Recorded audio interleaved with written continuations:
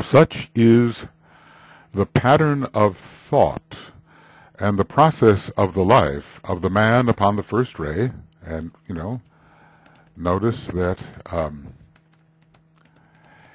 he is speaking of the first ray soul, who is seeking, first of all, to control his personality and then to dominate his environment. And if the control of the personality has come first, then we would say domination of the environment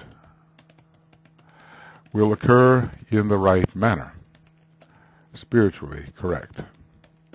His progress is that of achieved control. You rather think of the star Regulus, regulation, in that first ray sign Leo, first ray, fifth ray sign Leo. His progress is that of achieved control, that of being controlled, and then again controlling. Well, being controlled by his own higher nature, and then controlling his lower nature and environment. So this is the manner in which the first ray is related to law, and law to setting certain boundaries, certain rings pass not around the lower forces. At first, his motive is that of selfish, separative achievement. The love of power must dominate. There must also be repudiation of those forms which wield no power, and this can be, of course, for selfish reasons at first, for his own advancement, his own aggrandizement. But then a higher achievement takes place. Well, at first, his motive is that of selfish, separative achievement, and then comes failure to be satisfied. And often this is during the fifth petal process, when we discover, as it is said in psychology, the king is sick. The lower ego is dissatisfied. The lower ego can find no future reason for continuing in the manner pursued heretofore. So the failure to be satisfied, this fifth petal is a momentous turning point. It's a real pivot point at which time the solar angel becomes more attentive and becomes a downward gazing soul, more attentive to the development of the personality. Once the first reversal of the wheel takes place, or the initial impulses towards that reversal. At first his motive is that of selfish, separative achievement, and then comes the failure to be satisfied, because there is never, how can we put this, there is never enough power in selfish, separative achievement to satisfy the first ray type. The real power comes from affiliation. When you look at the chessboard, you see that the figure, the chess figure, is really a lower type of figure. It really has the power only to move in certain directions, and it needs the reinforcement of all of its men, all of its court, really, to be successful. Okay, so a higher achievement then takes place as a result of the service of the plan. We say the grasping of a larger whole, and a de-emphasis upon the importance of the central, sensitive personality, until the time eventually comes when the first ray man, the first ray soul, can be trusted to be God's destroying angel, the angel who brings life through the destruction of form. Form is not life, of course, not life as we understand it. It is a reflection of life. The inner being has been hampered by the constraints of form, and these forms must be destroyed for the liberation of the being. Constraints. Such integrated personalities, are these the integrated personalities who are God's destroying angels? Are these God's destroying angels? Or are they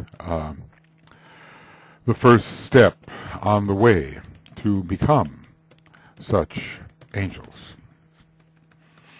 So such integrated personalities are frequently ruthless at first.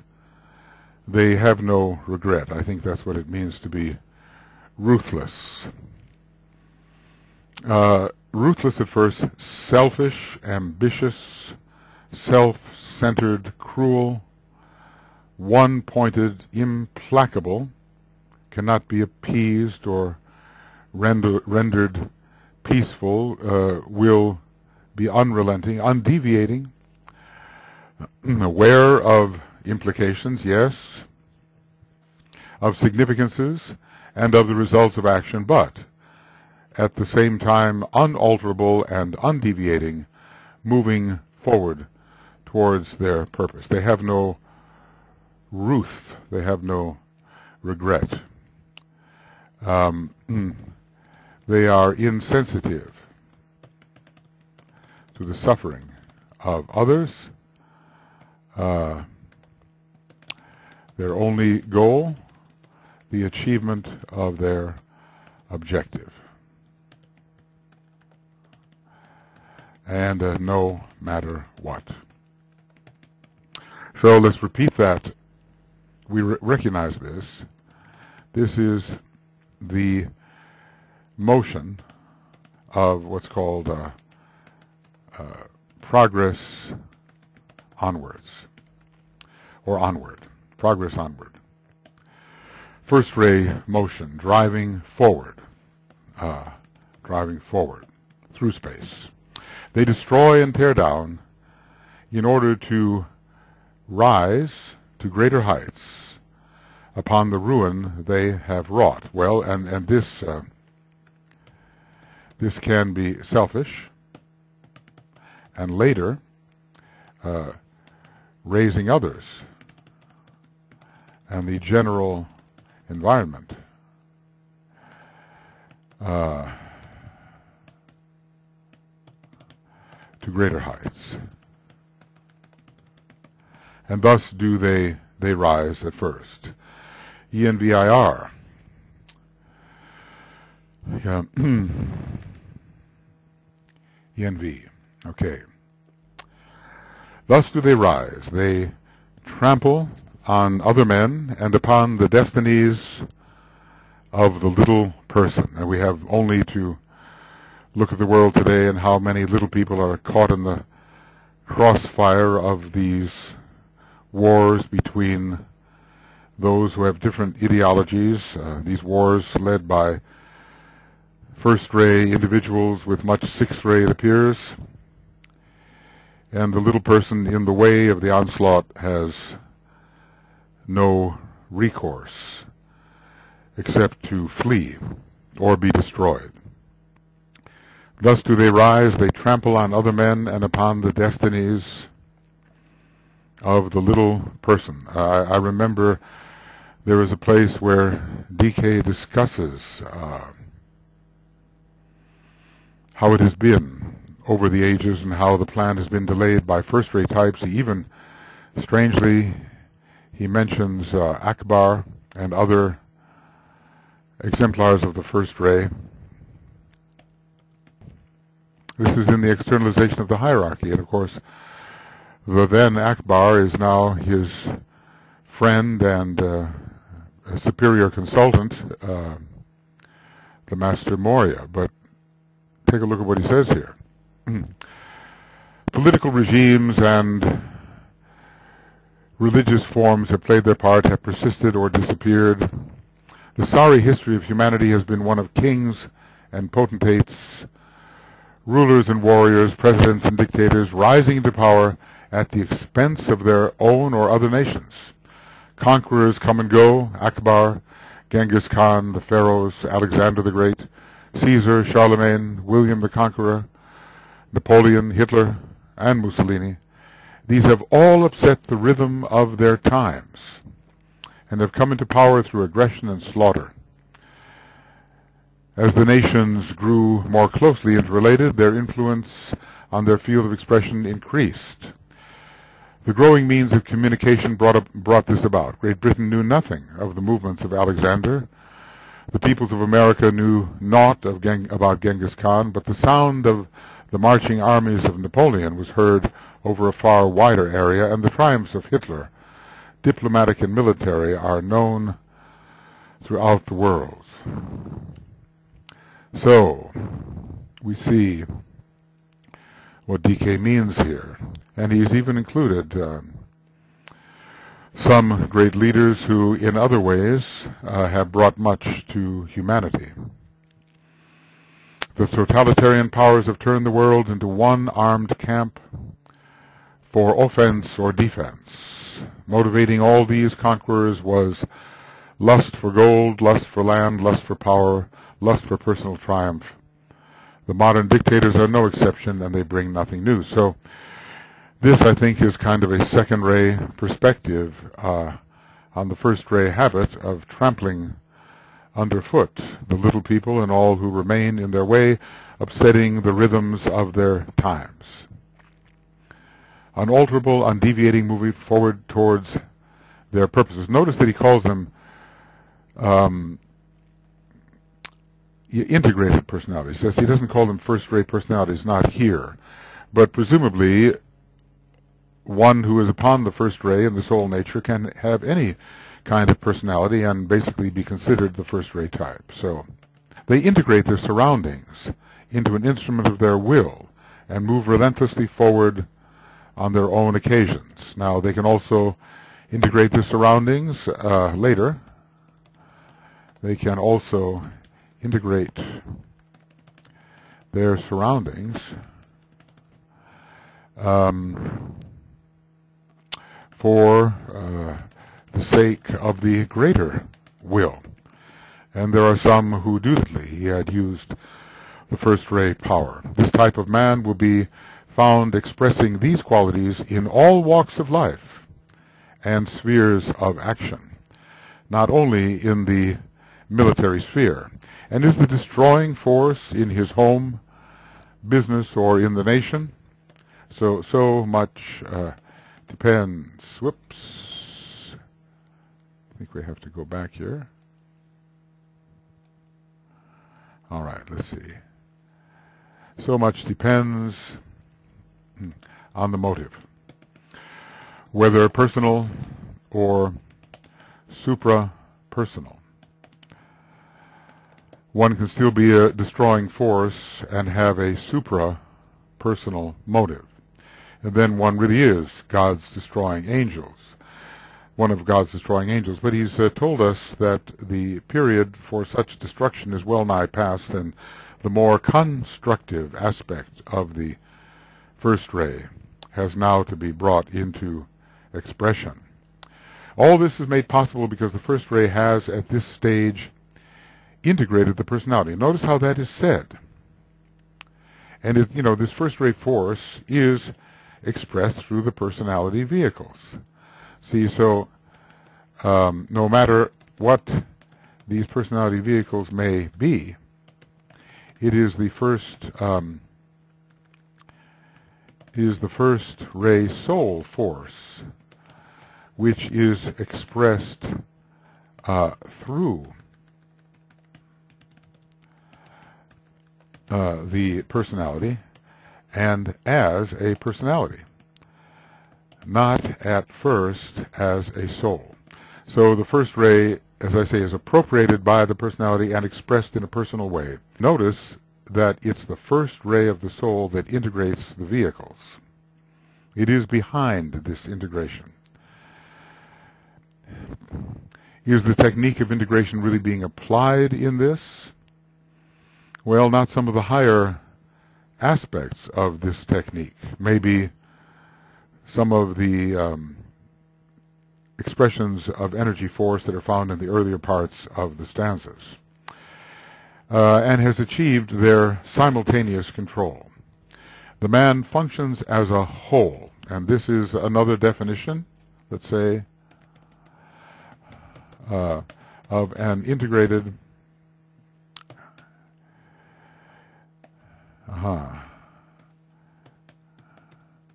integrated personality. So all this is made possible because the first ray, expressing through the soul in this case, has at this stage integrated the personality vehicles. We might say in a certain sense that the achievement of every integrated personality really is the achievement of the soul, or when there appears an integrated personality, the soul has been working behind the scenes to achieve this integration, but the true soul nature is not at first expressed through such an integrated personality. It takes a sensitization of this personality in order for the true soul nature to be expressed.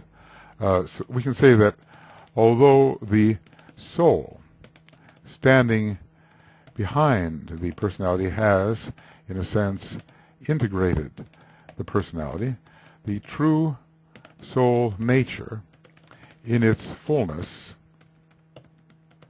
is not yet expressing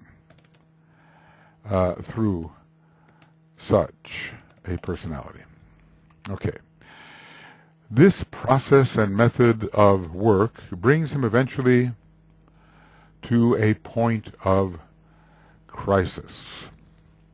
Well, let's just say when one works against union, and the forces of union begin to assert themselves from within,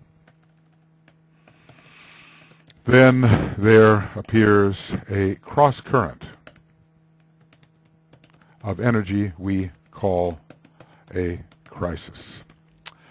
Well, that's one way that the crisis occurs. This process and method of work, trampling on others, it will bring the backlash, brings him eventually to a point of crisis, a crisis based upon the unalterable fact of his essential divine nature or being, which cannot remain satisfied with the gaining of power in a personality sense in the material world. This is so important, The unalterable divine nature of the second ray type cannot remain satisfied with the gaining of love in a personality sense.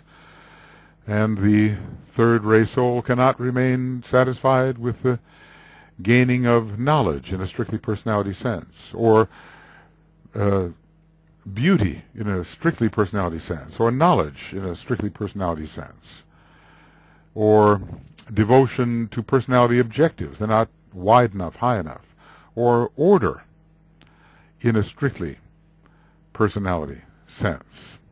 The personality is far too limiting a vehicle.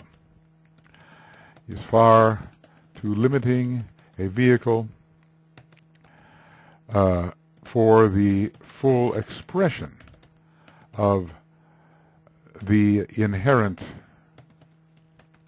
nature, that of the soul. Okay. Power selfishly used exhausts its user and evokes a display of power antagonistic to him. He is thereby destroyed. Well, we look at the Shakespearean dramas and just think of Richard III, the play, where he has connived his way to the top, murdering as he proceeded, and at the end of the play, the forces loyal to those he has destroyed are ranged against him, and he is destroyed. This is a constant theme. It's the theme of the revenge of the good, and how the evildoer is at last attacked by those he has attacked or those related to those he has destroyed. Power selfishly used exhausts its user. Well, that's a very interesting idea here, because the source of supply of power is the soul, but the soul is unitive, and the selfish one cannot connect with this source of supply. So he has nowhere to turn. Whereas the cup runneth over, the cup of energy and of knowledge and of wisdom and of resupplied energy runneth over for those who are connected to the eternal font.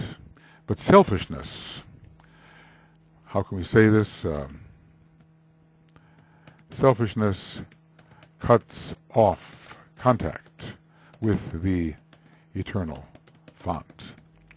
So he is destroyed because he has destroyed. And the old adage, he who lives by the sword shall die by the sword, if not in this life, then in another. And thus it is with karmic retribution.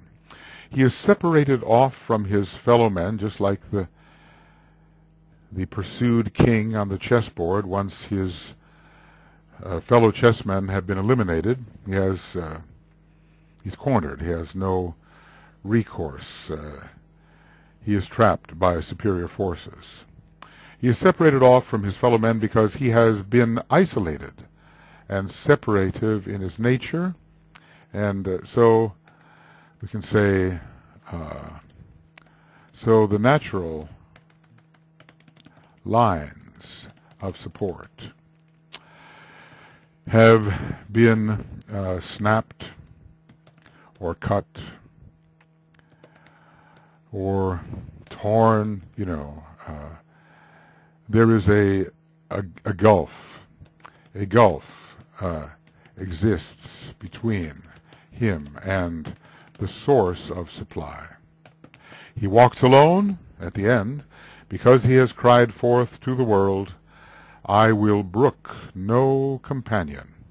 I am the one alone. The word brook, tolerate. I will tolerate no companion. It's a bit like the sixth ray in the healing formula as well. How does it go? The one who sees naught else but perfect functioning and brooks no interference, something of that nature. So I will tolerate no companion. I remain a sort of in a state, a psychopathological state of untouchability. DK talks about that, how the first and fifth ray types may isolate themselves, emphasize their own nature to such an extent that they cannot establish relationship, and they remain essentially untouchable. This word untouchable can be applied in so many different ways. We think of the castes of India, and that's one way of thinking about it.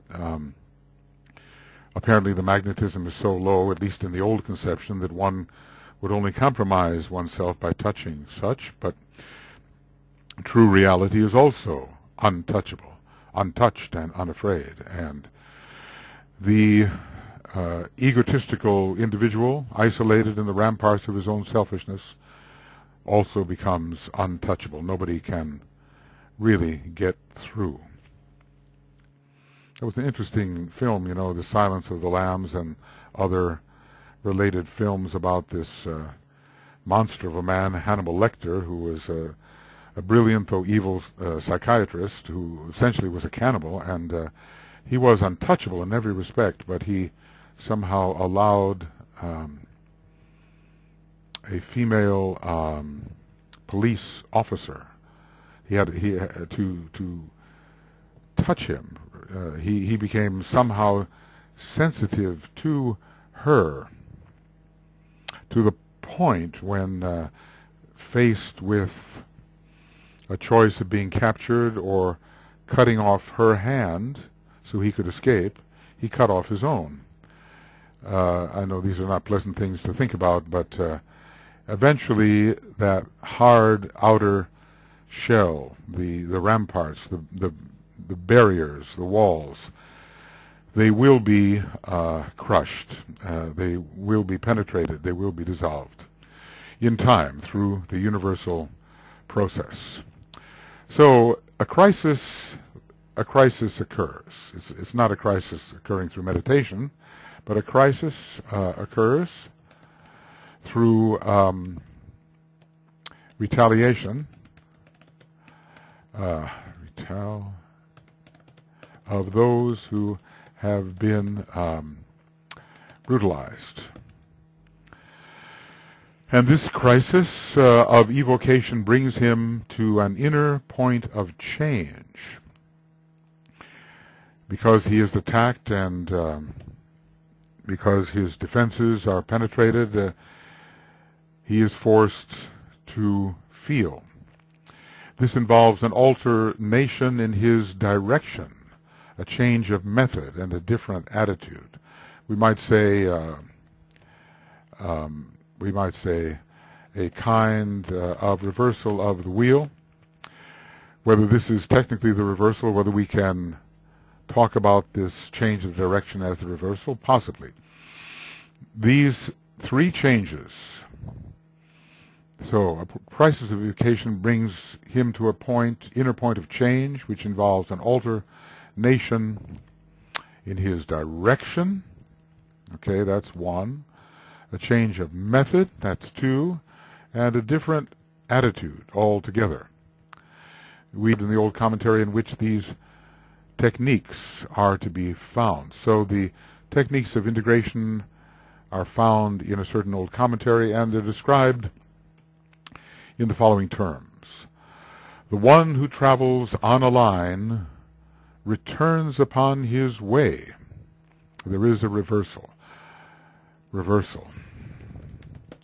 Back to the center of his life he goes, because remember he did press outward into life, and there he waits, right? He waits, instead of taking action, which he could so well take. He reaches out his arms in this gesture of crucifixion, gesture of embrace and crucifixion, of embrace. Where are we? O-R. Of embrace and crucifixion. And cries, which is unusual for him.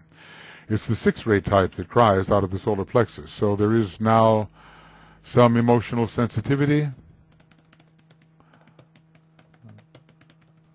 from the solar plexus.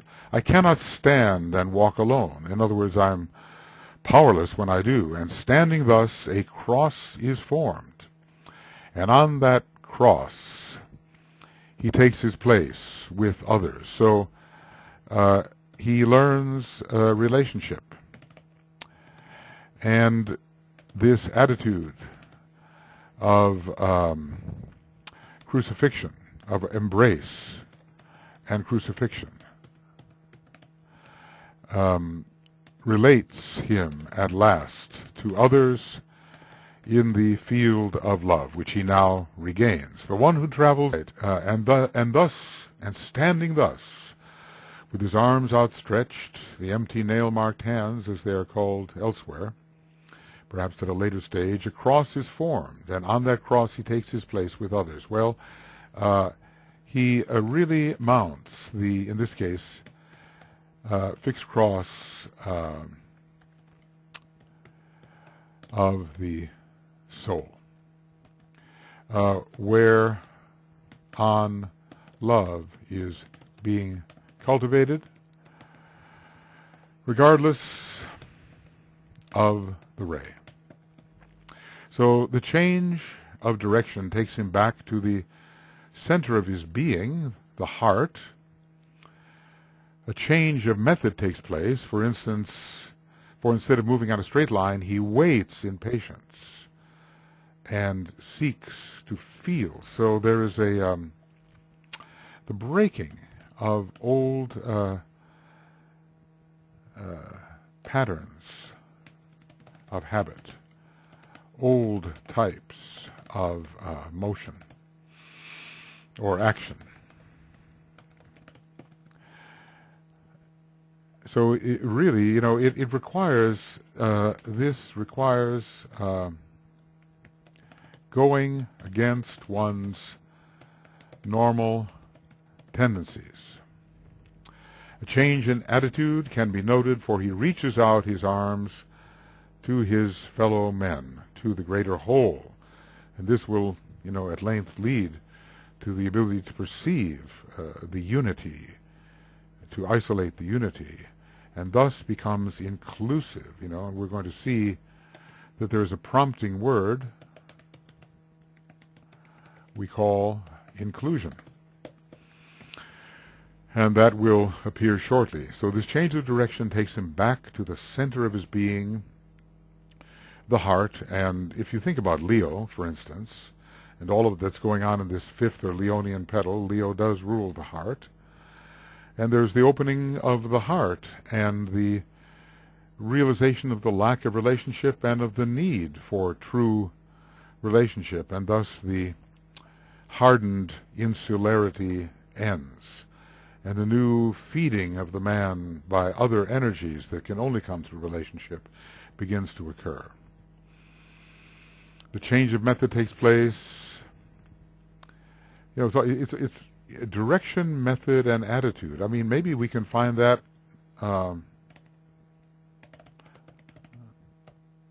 and attitude. Maybe we can find that for all the different ray types, that they will change their direction, certainly change their method, and change their attitude. This is all part of the repentance process. You know how it is that the sixth ray preacher will seek to evoke repentance in his flock, that you should turn again to God. We call this a kind of a revival, and be filled with divine life instead of with the desire for all that is earthly and worldly. So it is a common theme also in today's religions. Maybe less, maybe it's somewhat decreasing, but it will have to always be presented to humanity as a necessity, because the attitude of engagement with the three lower worlds, of desire for the fruits of the three lower worlds, will have to change. And instead of seeking to grasp treasures on earth, treasures in heaven, of which the causal body is a great example. There the treasures in heaven are stored. This seeking after heavenly treasures will have to take the place of the earthly treasures. And the Buddha was always also teaching this in his own way, that for those who are desiring existence in the phenomenal worlds, suffering is inevitable. So a change of attitude can be noted, for he reaches out his arms to his fellow men, to the greater whole, and thus becomes inclusive. DK has talked about the first ray type and how to choose them as workers, but don't choose those in whom the love aspect is overly accentuated, because apparently in learning their lesson they might go too far in the other direction. It's always possible that when there is a response to a wrong that one has committed, one will take it very far in the opposite direction. Standing thus in quietness at the center, and his heart in a way forms the center of this cross which he has formed by his embracing attitude towards others, and searching within himself for responsiveness to his environment, because we do remember that before before this he has been hardened. He thus loses sight of self. See, for the selfish, selfish personality, the self has been the most important of the items within his contents of consciousness. We are aware of many things. All things we are aware of are really, for us, contents of consciousness, and this central self has been most important for all selfish personalities, and the light breaks in. So this is the third phase, right? Light is the third part of the Ακτινη process. The light breaks in through light appears due to his discovered sensitivity. He searches for this. Well, you know, we're told of the first-ray monadic types, for instance, that they love you must learn, dynamic will you have. That the first-ray monadic types are the most unloving, perhaps in every triangle. The point of the triangle representing the second aspect is the slowest to be vitalized for such types, but eventually, you know, all round themselves out, and although such a first-ray type may never have the same power of love as does the second-ray type, it will appear, just as the second-ray type will never have quite the same power of will as the first-ray type will have. So light breaks in because sensitivity and responsiveness and relationship are discovered within himself. So love and light, through the discovered love comes the light. It is as if a curtain were raised, a curtain which had been preventing the light of relationship from entering. This curtain had prevented the light of relationship from entering. Where there is love, there is light. Where there is enough light, there will be love. In that light, the first thing which is revealed to him is the devastating sight of that which he has destroyed. Around me lies that which I have destroyed. What must I do? Of course, I'm speaking here of the Blessed One, as he seeks to return to his source. I'm relating that first-ray stanza to this one. And it's oftentimes that the light reveals the imperfections of our personality and the imperfections of how we have conducted ourselves in the world. In that light, the first thing which is revealed to him, first thing, other things are revealed along the way, is the devastating sight. Devastating to him now, because now he is more sensitive and can suffer because of what he has done. The devastating sight of that which he has destroyed. He is subjected esoterically to what is called the light which shocks. You know, could I have done that? Who? I've done that? Who, me? I'm remembering Lionel Taylor made a marvelous cartoon book of these soul and personality types, and I'm remembering there was this picture of a kind of dinosaur, a Godzilla-like dinosaur, who had just destroyed an entire city or whatever with a flick of his tail, and he's saying, "Did I do that?" Sort of a first-ray, sixth-ray combination. Subjected to that, to what has esoterically been called the light which shocks. So everybody is subjected to the light, but the light, as it appears for the first-ray type, has the element of shock included, because he's been so insensitive, he's been so hardened on the outer level that none of the suffering which he's caused has gotten through to him. But let's just say that the suffering which he has caused now is getting through to him.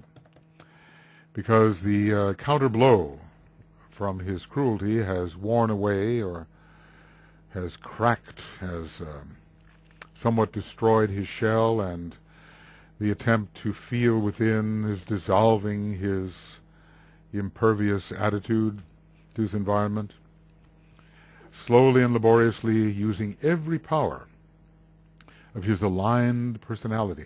I had a friend who was a first-ray soul and a second-ray personality, and one could see that first ray just dying to express, but the second ray, sub-ray, was always holding it in check, and there was a deliberate cultivation of kindness in the most willful. The will to love was extremely strong. You could see that first tendency was to attack in the first ray manner, but it was being corrected in this particular incarnation by the will to love, and one could feel the tremendous restraint of the inner person as this individual attempted to express with deliberate kindness in situations which otherwise might have called for a much different kind of first-ray response. Slowly and laboriously, using every power of his aligned personality, and in his realized desperation, realizing the pain he has caused, and somewhat feeling this pain, calling in the power of his soul, he proceeds one-pointedly to rebuild that which he has destroyed. This is Vulcan. The first ray rebuilding planet, also a planet which has much of the building ray, much of the second ray within it on a high level. It's related to the heart of the sun, we are told, and also very much to the mineral kingdom, which is in a way the seventh kingdom from above to below, the first kingdom or the seventh, however you want to call it. At least it relates to the seventh plane and to the mineral kingdom. So we do have often a building complex going on in these first-ray types. Sometimes it goes on simultaneously with the destructive influence. I'm recalling that such a one was Nero. If he was actually on the first ray, it seems that he was, but he had a lot of the fourth ray too, I think. He was a sort of a dramatic actor. And he had they sometimes call it an edifice complex. Edifice, to build, even while destroying in other ways, and getting the money to build by destroying the others.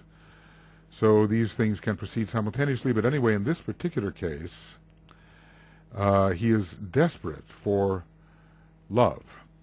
Okay, desperate for love and relationship, realizing his insufficiency and his own essential powerlessness without this quality. Calling in the power of his soul, he proceeds just as one-pointedly as he used to destroy. He proceeds one-pointedly to rebuild that which he has destroyed.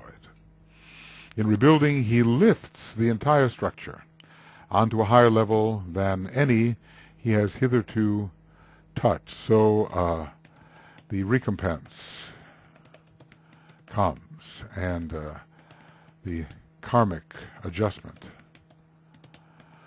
And many, perhaps, who have been destroyed before in their personal life, the so-called little people upon whom he has trampled, find at a certain point the possibility of living a more elevated and free life because of the rebuilding of the erstwhile destroyer.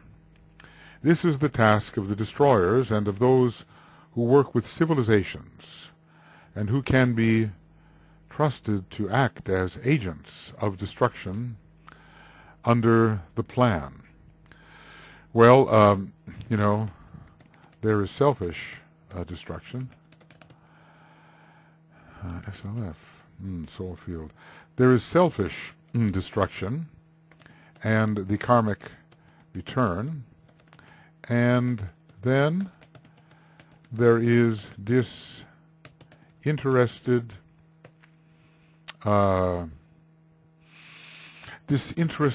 destruction in alignment with the plan. Sometimes, in order for the plan to be carried out, there must be destruction, and there is no love of destruction here. There is only a love of the freedom which can come of the destruction. Some people take almost a perverse pleasure in destroying. It gives some kind of personal satisfaction. There is none of that here. And the true warrior who can be trusted as an agent of the plan, it's simply the carrying out of a duty without emotion, in a disinterested manner, to clear the way for a greater expression of the soul and of the spirit. So there is, what can we say here? There is a rebuilding on behalf of the plan, and that is really following, let's say, destruction on behalf of the plan. So whatever is destroyed, something better is put in its place. And even when the destruction is personally wrought, because it has given some advantage, personal advantage to the destroyer, later on there comes a rebuilding which benefits those who have been destroyed through his own personal aims and objectives. It's so interesting to see Akbar listed among the destroyers, or the conquerors, who have upset the rhythm of their times. And here he is now, Master Morya, who is the great agent of the Manu and is lifting the race mightily. Well, we cannot talk about the karma of such a great being. We're not in a position to really understand it, but the general pattern can be understood. That the great destroyers, if they reorient, become the great rebuilders. And when they destroy in the future, they only destroy so that something better can be built. The first ray types on the negative path are called the destroyers of souls. We're not talking about that at all. We're talking about destroying inadequate forms. It is interesting to note that when this stage is reached, the stage of rebuilding, as the first ray man understands it, rebuilding all that he has destroyed, rebuilding for the sake of all that he has destroyed. Around me lies that which I have destroyed, what must I do? It is stated in the first ray Blessed One formula. He will usually pass through 4 incarnations, in which he is first of all the man at the center, a focal point of immobile power. So, what personality array would that be? Well, it certainly could be, the power of Leo could be very strong here. He is conscious of his power gained whilst functioning as a selfish destroyer. He is king, after all, and he has his kingdom. He has the kingdom he has created through destruction.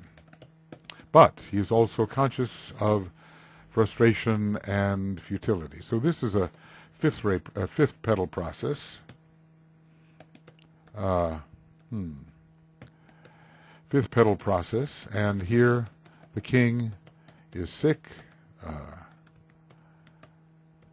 or frustrated, unhappy, dissatisfied. And it's difficult to know what the personality ray could be here. Perhaps the 4th ray, torn. Perhaps a 4th ray personality. Fourth ray personality, fourth petal. Fourth ray, FR, fourth ray personality, where he is torn. He has achieved a degree of selfish harmony through his destructions, and his kingdom is harmonized and ruled by him, but something is gnawing, something is nagging at him. Next, he passes through a life in which he begins to reorganize himself, that's the word, for a different type of activity. And it will be found in these cases he will have a third or seventh ray personality. These are the two rays of reorganization, or rays of organization. These two rays are rays of organization. Even the third ray, when it finally functions in a higher manner, is involved with Saturn, with Uranus, and organization. So he's doing something. He is doing something and moving towards rebuilding. I'm reminded here of the Marshall Mannerheim here in Finland. I've learned a little bit about him, but basically the fact that there is a Finland today is pretty much due to him in his leadership in the First World War and in the anti-Bolshevik stance following that war, and in the Second World War. Basically, he preserved this nation. And I think about George Washington, too. I've sometimes thought of him as the first and seventh ray, really somehow preserving the integrity of his nation. In the third incarnation, he definitely begins rebuilding and works through a second ray personality, because, you know, the seventh ray is the ray of the builder, but the second ray is the ray of the form builder, along with the seventh ray, and there is more heart feeling and relationship. Some of the great politicians and the great examples of the first ray come to us along the second ray line of their personality, such as, I think, Abraham Lincoln, first ray soul, second ray personality in my view.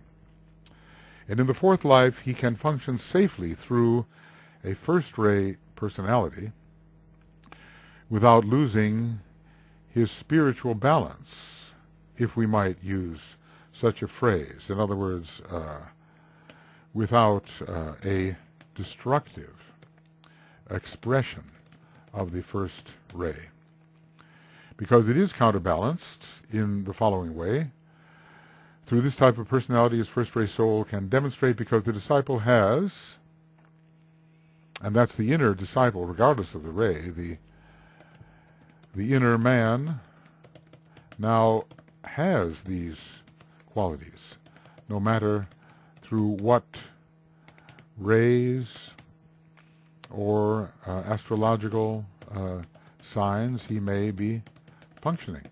Now that's a really important point, because sometimes we say, well, we are what our signs and astrology make us. But no, we are inwardly what we are, and through the signs and rays that have been gathered for us to function through, we express what we inwardly are, thus modifying the normal expression of the rays and signs and planets which have been gathered. So through this type of personality, his first ray soul can demonstrate, because the disciple has, quote, recovered feeling, gained divine emotion, affected by love, and not just desire, right? Affected by love and not just desire, and filled his waiting heart with love. We, after all, do live in this second ray solar system on a second ray planet, a developing second ray on this planet now.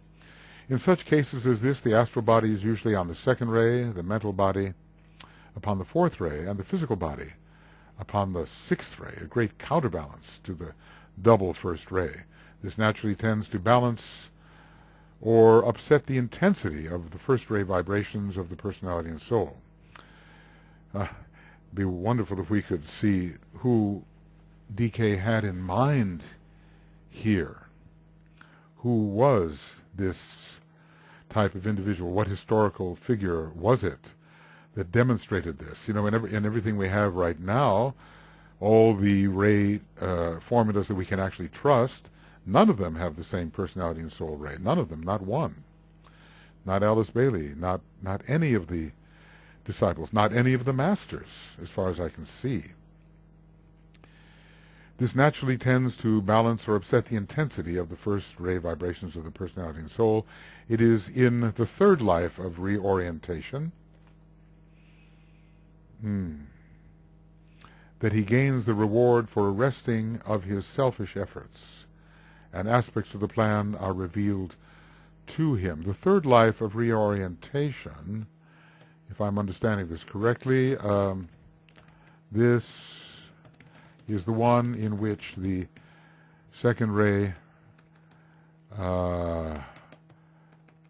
second ray personality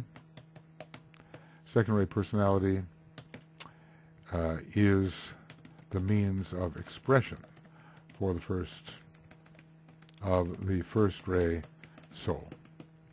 That he gains the reward for arresting of his selfish efforts, and aspects of the plan are then revealed to him, you know, through the sensitive second ray. Well, whatever is said here of the first ray type, there's going to be a formula similar for all the ray types. It's not given, however. It would be fascinating if it were given, so more of us might be able to trace the process through which we are passing. But there will be a repentance and a rebuilding, or some freeing process, some freeing of oneself from previous tendencies. And it will probably proceed according to a certain formula, which no doubt Master DK has in his mind and has been observed by him, but which is not given to us. I suppose we could work it out.